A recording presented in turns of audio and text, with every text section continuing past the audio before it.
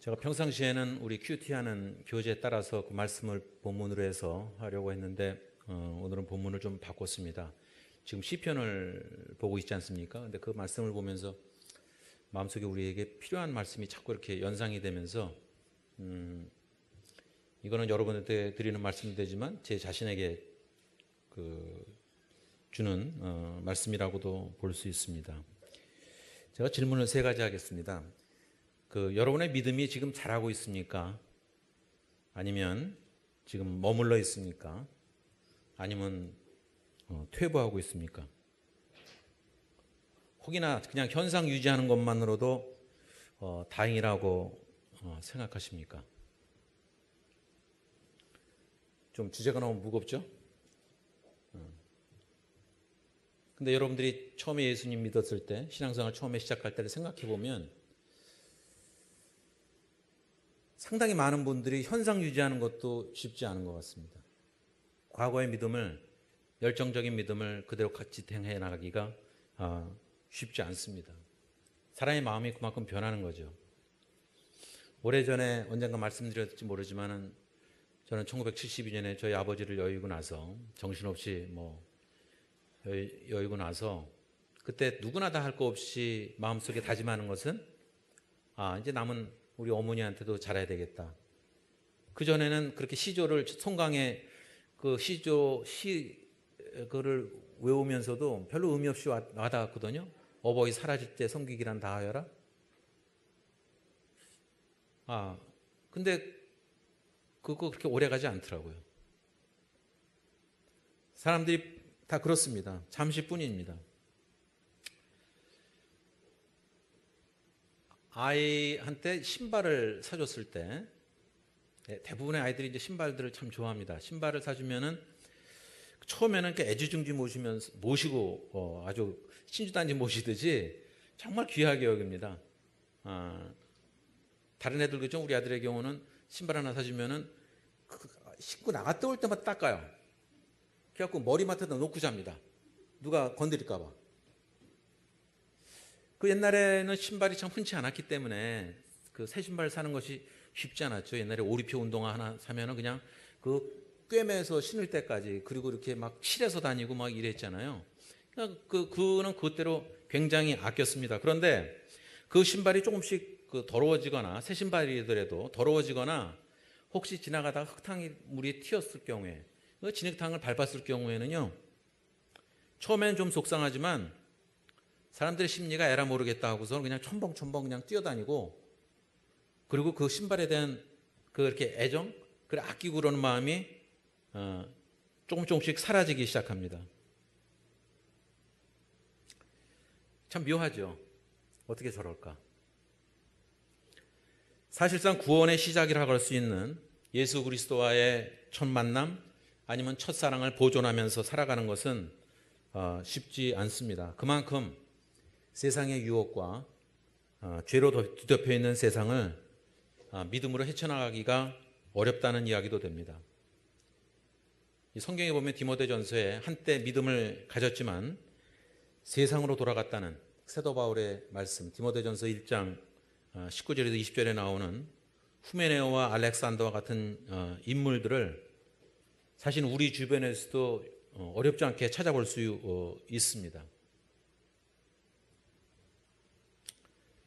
오늘 본문 말씀에서 믿음에 있어서 파선이란 단어를 쓰게 되고, 또 사도 바울도 그런 표현을 씁니다. 말하자면 shipwreck, 폐차장을 wrecking yard라고 그러거든요. 못 쓰게 된 겁니다.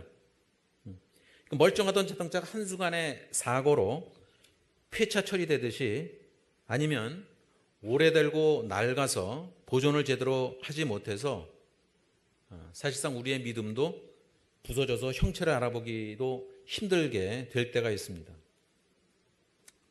한국에서는 보기 힘든데요, 미국에서는 한 2주 만에 한 번씩 각 도시마다 앤티크 카 쇼를 합니다. 굉장히 오래된 차, 포드 1900년대 초반의 차들, 그러니까 대략 한 50년 이상 된 차들을 정말 갈고 닦아서 아주 멋있게 해갖고서 나옵니다. 큰 백화점이라는데 파킹야드에다가 놓고서 거기에다 매매도 이루어지고요. 그것도 쇼도 크게 합니다. 아주 뭐 큰 체육관 빌려서 입장료 받아가면서 그렇게 하는데 그거 보면 정말 감탄이 나올 정도예요. 어찌 보면은 그래서 어떤 차들은 그 새 차보다 더 비쌉니다. 굉장히 박도 그냥 반짝반짝 이렇게 아주 반짝반짝하게 해놓고 그 뭐 엔진도 닦고 갈고 닦고 해서 정말 탐스럽게 해놨습니다. 근데 그 차를 대략 그냥 방치해두면 그런 상태를 유지할 수가 없습니다. 저는 그걸 보면서 우리의 믿음도 저는 마찬가지라고 생각합니다. 과거에 뜨거웠던 열정과 뜨거웠던 믿음을 그대로 방치해두면 소용없습니다. 다 썩게 되어 있습니다. 그 사람들과의 관계, 친구 관계 끊는 방법이 단 한 가지죠. 그냥 내버려두면 다 관계가 끊어집니다. 특별히 뭐 싸우거나 욕을 하지 않더라도 그냥 내버려두고 연락 안 하고 그러면 그 관계는 끊어집니다. 우리의 믿음도 마찬가지입니다. 녹이 슬고 부패되듯이 그렇게 살다 보면은 언젠가는 믿음이 정체되는 게 아니라 계속해서 영어로는 백슬라이딩이라고 하는데요. 뒷걸음질 치는 거죠. 영어에서는 또 그 미끄러진다라는 표현도 씁니다. 미끄러집니다. 히브리서 저자가 오늘 말씀에서 이 서신을 쓴 이유는 그 히브리 계통의 히브리인들, 그리스도인인데 히브리인들의 그 믿음이 뒷걸음치고 있었기 때문입니다. 삶의 기준이 되어야 될 그들의 삶의 그리스도인의 그 기준이 되어야 될 하나님의 말씀이 어찌 보면 무용지물이 되고 있었습니다. 저도 늘 고민을 하는데 여러분들 운전하시는 분들은 운전하다가 노란불 켜지면 무슨 생각하십니까? 잠깐 고민하지 않으세요? 이걸 그냥 가? 아니면 서? 처음에 미국 갔을 때 영화 하나가 그런 게 나왔어요. 제가 뜨끔했는데 거기 이제 약간 코믹하게 다룬 거였는데 운전을 누가 이제 가르쳐 줘요. 가르쳐 주는데 노란불이 들어오니까는 빨리 그냥 더 빨리 가라고.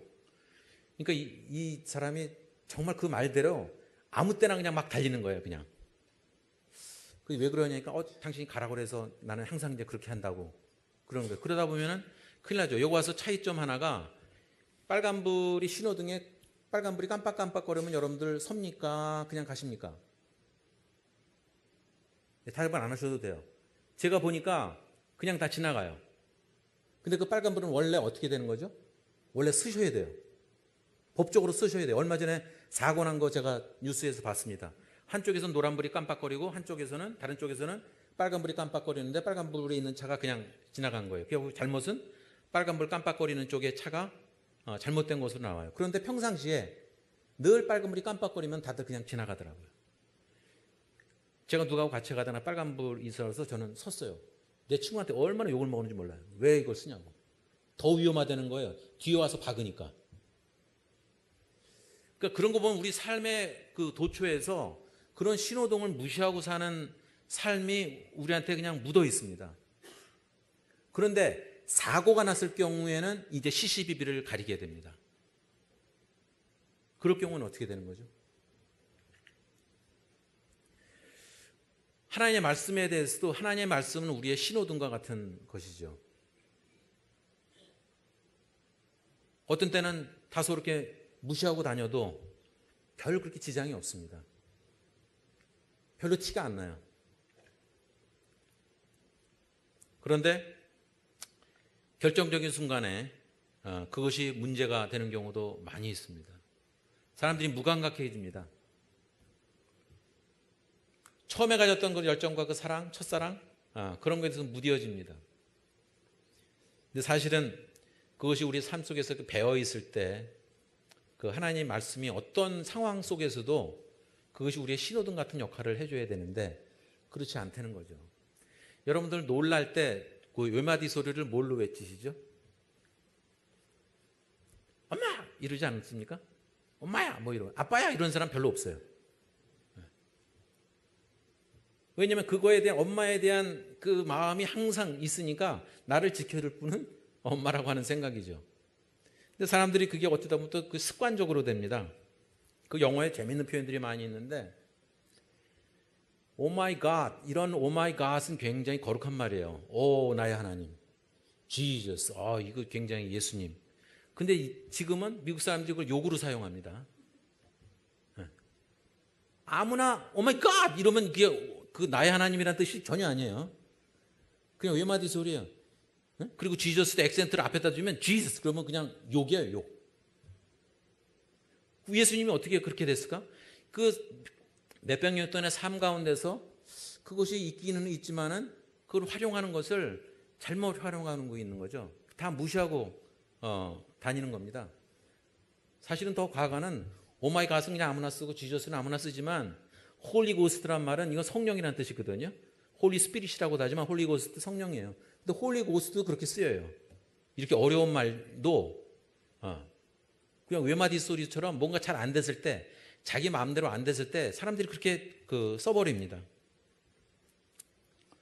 오늘 말씀 보면 앞에 이렇게 되어 있습니다. 그러므로 모든 들은 것을 우리가 더욱 간절히 삼갈지니 혹 흘러 떠내려갈까 염려하노라. 천사들로 하신 말씀이 경고하게 되어 모든 범죄자가 순종치 아니함이 공변된 보응을 받았거든 우리가 이같이 큰 구원을 등한히 여기면 어찌 피하리요. 저는 사람들이 그 습관적인 믿음을 비판하지만 저는 때로는 사람들의 습관적인 믿음도 그 틀을 잘 유지해야 된다고 저는 생각합니다. 따라서 전에도 잠깐 비유한 적이 있지만 미국에서는 그런 비유를 참 많이 하는데, 마음은 교회에 있고 몸은 골프장에 있는 게 나으냐, 아니면은 그 마음은 골프장에 있고 몸은 교회에 있는 게 나으냐, 이렇게 질문했을 때 여러분들은 뭐라고 답하십니까?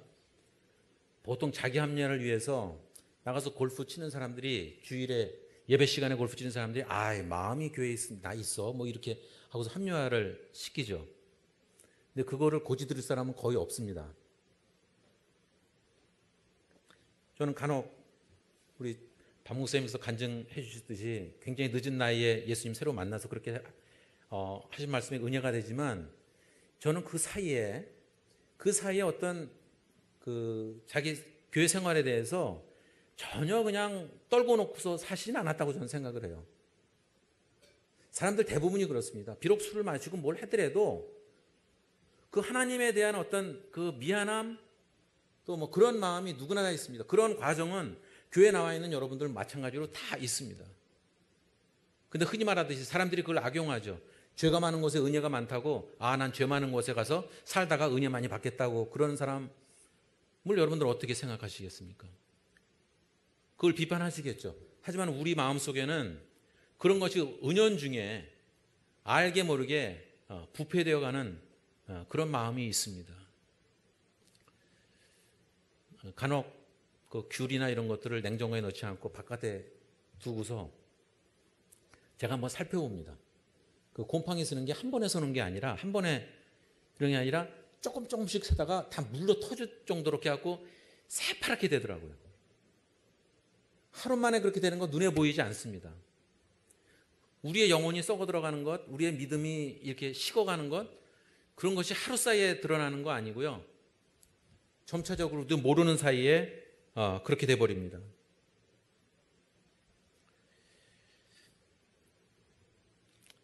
사실상 우리의 삶의 모든 영역에서 우리의 영혼을, 우리의 믿음을 뒤처지게 만들고 무디게 만드는 것이 있기 때문에 사실상 항상 깨어 있어야 됩니다. 그런데 그런 것들이 사실 우리의 건강에도 그렇죠. 건강이 한 번에 나빠지는 사람도 있지만 사실은 습관적인 거죠. 조금씩 다 나빠집니다. 근데 오늘 말씀 보면 왜 그 그리스도인들이 자기는 큰 죄를 저지르지 않았다고 생각을 하고 살죠. 그리고 특별히 교인들 중에는 나 정도 믿음이면 뭐 이 정도면 됐다라고 생각하는 사람들이 많이 있습니다. 사람들 그러잖아요. 야, 뭐, 아유, 나 같은 사람 있으면 나와보라 그래. 뭐, 이거, 나 같은 뭐 아내 있으면 나와보라 그래. 나 같은 남편 있으면 나와보라 그래. 뭐 이런 얘기들 하잖아요. 나 정도면은 뭐, 준수하다. 이렇게 표현들 하잖아요. 자기의 은연 중에 그 자기의 그 영혼이나 이런 것들이 믿음이 식어가고 썩어가는 거를 대부분 눈치 못 챕니다.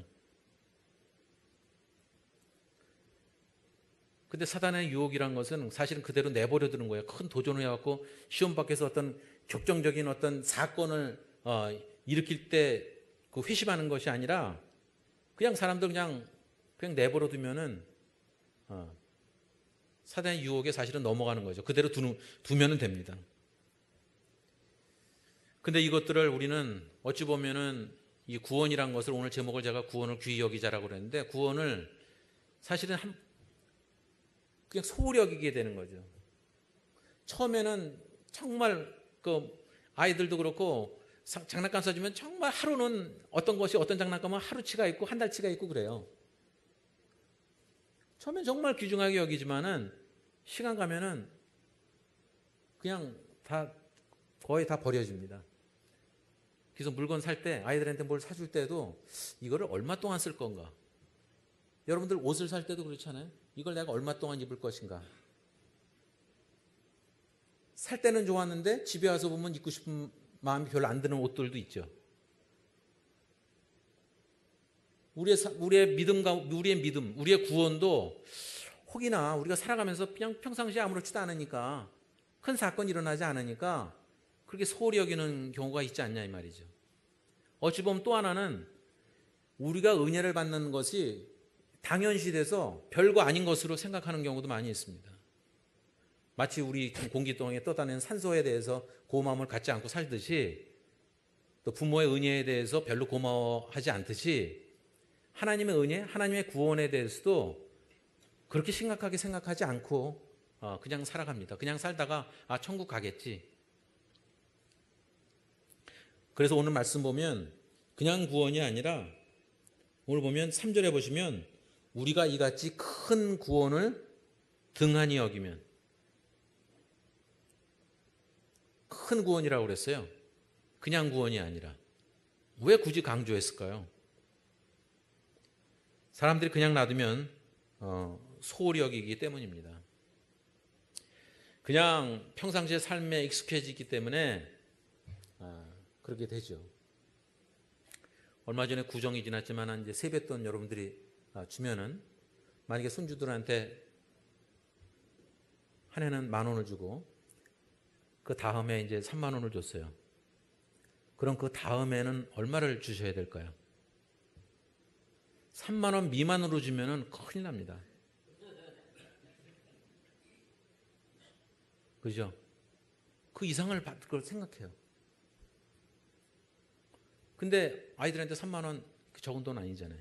제가 이 자녀들한테 그 소년소녀 합창단 하면서 지난주에 제가 가서 물어봤어요. 내가 그것도 궁금해갖고 얼마씩 받았냐고 하면 이렇게 대충 물어봤고, 그러니까 30만 원 이상 받은 애들이 몇 명 되더라고요. 많죠. 그 정도면. 그 다음에 제가 물어본 것이 그 돈을 엄마가 가져간 사람 손 들려고 그러니까 95%예요. 정말 많더라고요. 나 깜짝 놀랐어요. 미국에서는 상상도 없는 얘기죠. 미국에서는 세뱃돈, 저는 애들 다 세배 시켰는데 세뱃돈에서 이제 구자라고 그래요. 계좌라고 해가지고 그거를 통장을 만들어서 이제 그렇게 보통 해주는데 여긴 보니까 엄마가 다 가져가는 거예요. 그래서 엄마가 가서 뭐 했냐? 내가 물어봤더니 그 아이 대답이 걸작이에요. 아주 심각하게 아빠 구두 사줬대. 그거는 정말 제 생각에 그건 좀 최악인 것 같아요. 그 아이가 갖는 실망감이 대단하죠. 근데 부모는 어떤 생각 갖는지 아세요? 이거 다 저도 그랬으니까. 야, 너 세뱃돈 받는 거 다 내 탓이야. 나보고 주는 거지 너 보고 주는 거 아니야. 뭐 이렇게 제가 얘기를 하죠. 그 아이한테는 그 뭐 있겠어요, 사실은. 부모 인사치레로 다 주는 걸지도 모르겠지만. 근데 사람의 마음이란 것이 그렇게 됩니다. 첫 번째 받은 구원도 정말 귀중한 건데 사람은 뭔가 더 큰 거, 막 더 좋은 거, 내가 원하는 거 자꾸 바래요. 그런 일들은요, 이걸 열거하자면 이런 예들이 정말 많이 있습니다. 근데 하나님의 은혜, 하나님의 구원은 그 자체로도 충분한 것입니다. 근데 그거에 감사하는 마음이 우리가 점점 사그러뜨리고 있다는 것이죠. 하나님께서 말씀하시는 것은 우리가 받은 구원이 그냥 이루어진 구원이 아니라는 거죠. 아까 찬송 298장을 우리가 잘 안 불렀던 찬송과 같아요. 저 그 찬송을 참 좋아하는데, 우리가 받은 구원이라는 거, 하나님을 찬양하는 이유는 이게 정말 대단한 겁니다. 주님께서 십자가에 달리셨기 때문에 그것이 가능한 거였습니다. 늘 생각하기가 쉽지 않죠. 하지만 그 큰 구원에 대해서 우리가 등한히 여긴다? 등한히 여긴다는 말은 다른 말로 하면 무시한다입니다. 네글렉트, 이렇게 그냥 아무렇지도 않게 여긴다는 얘기죠. 다른 사람들은 그것을 굉장히 귀중하게 여기는데, 없는 사람들은 귀중하게 여기는데, 갖고 있는 사람들은 별로 귀중하게 여기지 않는 경우가 정말 많죠. 어느 집에 가보면 내가 정말 원하던 거 갖고 있는데 저 구석에 박혀 있는 경우가 많죠. 제가 옛날에, 요즘은 제가 그걸 모으지 않습니다만, LP라고 그러잖아요. 롱플레이의 약자인데, 앨범이라고 해서 플라스틱 레코드판, 그거 하나 찾기 위해서 제가 영천 독립문 감신 위에 살았는데, 거기서부터 세운상가에 가게가 있었거든요. 세운상가까지 이제 걸어 다녔어요. 그거 하나 살라고. 그리고 구석구석 다 뒤져갖고, 어떤 사람들, 그 안에 있는 사람들은, 장사하는 사람들은 모르는 경우가 많아요. 중고서적 가서 좋은 책들 많이 건지는 이유가 잘 건져야 돼요. 근데 거기 있는 사람들은 몰라요. 간혹 그러잖아요. 어떤 문화재 같은 것도 어느 다락방 같은 데서 나오고 그러잖아요. 어떤 사람은 그냥 집에서 접시를 쓰고 있더래요. 저기 고려 그런 것들을. 모르는 사람은 모르는 거예요. 근데 어느샌가 우리는 그 구원에 대해서 그거를 소홀히 여기고 등한시 여기는 경우가 있지 않냐는 것입니다. 아까 신호등 얘기했는데, 신호등 봤을 때 하나님의 말씀은 바로 신호등과 같은 역할을 합니다. 하나님의 말씀이 우리로 하여금 그런 것들을 다 깨우치게 만듭니다. 만약에 보고서도 이게 빨간불? 나 빨간불 맨날 그냥 지나다녔는데 여기 서는 게 아닌가? 이렇다면 이제 큰 문제죠. 우리가 잘못된 길로 가고 있고, 오늘 말씀하는 그 큰 구원에 대한 은혜, 그거를 소홀히 하게 되면, 등한시 여기게 되면 그렇게 된다는 거죠.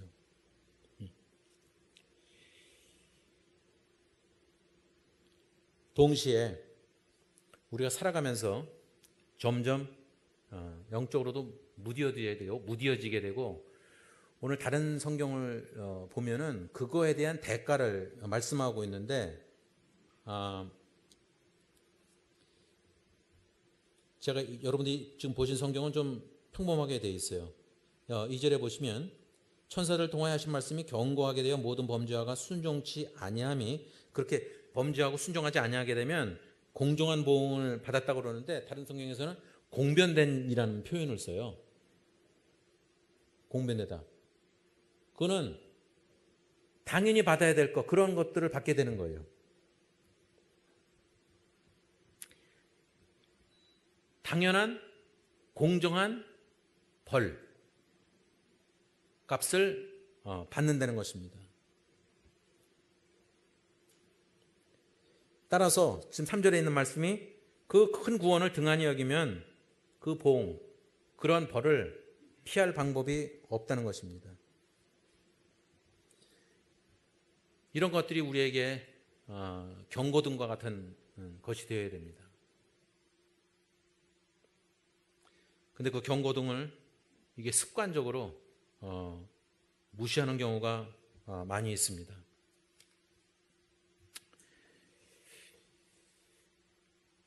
어떤 것에 치우치지 않고 또 공정하게 평가를 내렸을 때 우리가 위치하는 것이 어딘가. 우린 그렇잖아요. 제가 그랬듯이 남의 잘못에 대해서도 우리가 굉장히 엄격하지만 자기 잘못에 대해서는 굉장히 관대해요. 대부분의 사람들이. 아니 뭐 그럴 수도 있지.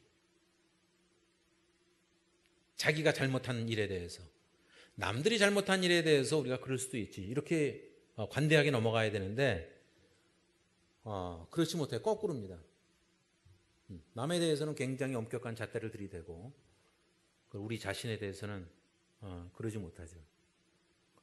오직 뭐 정치가들이나 뭐 이런 뭐 공청회 이런데 그 청문회 이런 거 보면은 그 사람들이 다 피식피식 웃는 게 막 누구 나무라는 사람 보지만 그 나무라는 사람 들여다 보면은 다 똑같다는 생각을 누구나 다 갖고 있잖아요.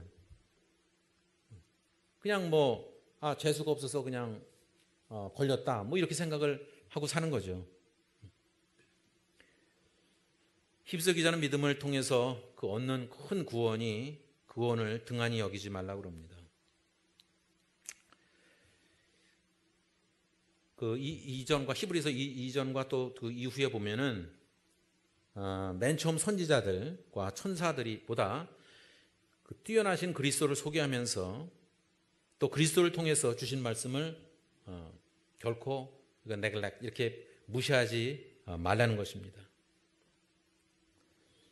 따라서 복음을 등한히 여기면 결과는 뻔하다는 거죠. 하나님의 말씀을 등한히 여겼다고 생각하는 사람 많지 않을 겁니다. 하지만 그 의미는 무엇이겠습니까? 무슨 사고를 쳐야만 문제아입니까? 우린 그렇게 생각하죠. 사고 치는 날만 문제하라고. 아버지의 재산을 물려받고 탕진한 둘째 아들만 문제아입니까? 함께 있으면서도 아버지와의 관계가 끊어진 첫째 아들은 어떻습니까?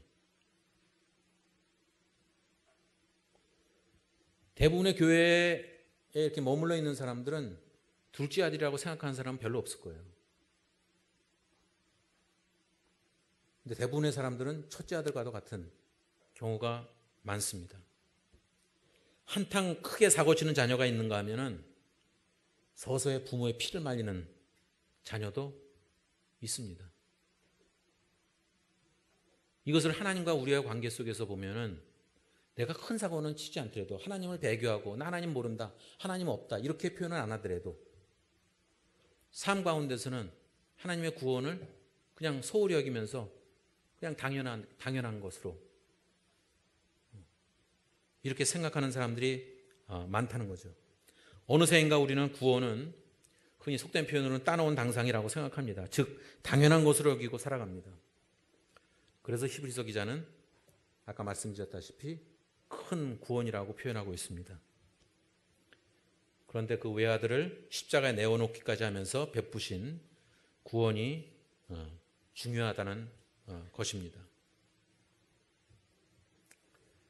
그런데 그 믿음으로 얻은 그 십자가의 은혜로 얻은 구원이더라도 그것을 끝까지 붙잡고 있지 않으면 우리는 언제든지 그 구원에서 미끄러질 수 있습니다. 현상 유지도 못하고 백슬라이딩 뒤로 물러날 수도 있습니다. 때로는 살아가면서 차라리 그때가 낫지 않았을까라는 그런 생각을 하는 사람도 있죠. 하지만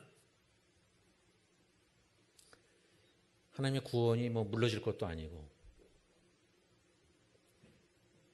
또 하나님께서 또 마음을 돌리실 것도 아닌 것은 확실하게 그 구원을 소중히 여기고 자기가 받은 구원에 대한 응분에 하나님께서 원하시는 삶을 살아드리는 것이 마땅할 것입니다. 아까 모두에 말씀드렸다시피 그 시편 기자가 외치는 그 말씀들이 사실은 오늘 제가 묵상하면서 이런 것들이 정말 너무 와닿았어요. 시편 기자가 계속 외치는 말씀이 거의 지루하고 정말 지리할 정도로 비슷합니다. 악인들에게 둘러싸여 있고 또 자신의 죄와의 싸움에서 하나님은 늘 구원을 베푸시고 또 구원의 손길을 또 은혜의 손길을 우리에게 뻗고 계시다는 거예요. 그거에 지금 사실은 되풀이입니다. 급기야는 왜 하나님의 나를 버리셨나니까 버리긴 언제 버려요. 그렇지만 시편 기자의 마지막 결론은 하나님께서는 나의 피난처고 나의 인도자 되시고 나의 목자 되는 그런 고백을 하는 거예요. 대부분의 경우는 보면 그 시편의 다윗도 그렇고 어찌 보면 다 자기와의 싸움입니다. 때로는 하나님께서 그냥 방관하시는 것 같고 그냥 관망하시는 것처럼 보이지만 그것은 우리가 그 손을 놓기 때문입니다. 날 버리지 마소서, 날 외면하지 마소서 라고 하는 외침은 하나님께서 나를 버리지 않고 나를 외면하지 않는다는 확신이 있게 그런 외침을 저는 할 수 있다고 믿습니다. 아무한테나 가서 우리가 그렇진 않잖아요. 지나가는 사람한테 그냥 돈 달라고 그러는 사람 없죠. 좀 이상하지 않고 그래서는. 하지만 우리의 부모에 대해서는 언제든지 그렇게 얘기를 하죠. 그런 애절함이 처음에 정말 나락에 떨어졌을 때, 정말 힘들고 어려웠을 때 하나님을 찾았던 그 심정, 그 애절함, 그 절규가 사실은 우리 마음속에 늘 있어야 됩니다. 하나님께서는 우리가 죄에 속아서 머물러 있거나 아니면 뒷걸음치기를 원치 않으십니다. 그런데 우리는 사실상 인생에서 속고 사는 경우가 너무도 많습니다.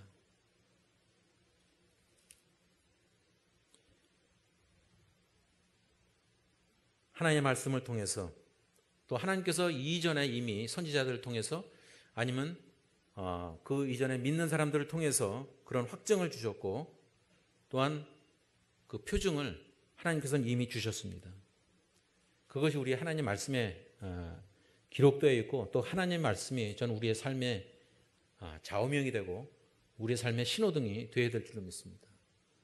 그래서 한 번 어기면은 계속 어기게 됩니다.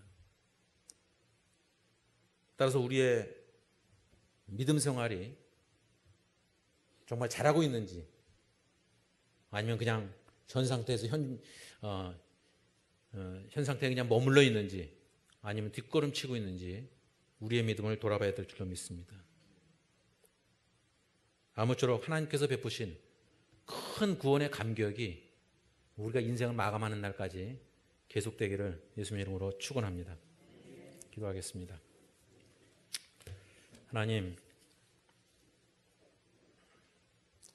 하나님께서는 큰 구원을 베푸시고 큰 은혜를 베푸셨건만 우리는 그거를 소홀히 하고 살았을 때가 너무도 많았던 것을 이 시간 기억합니다.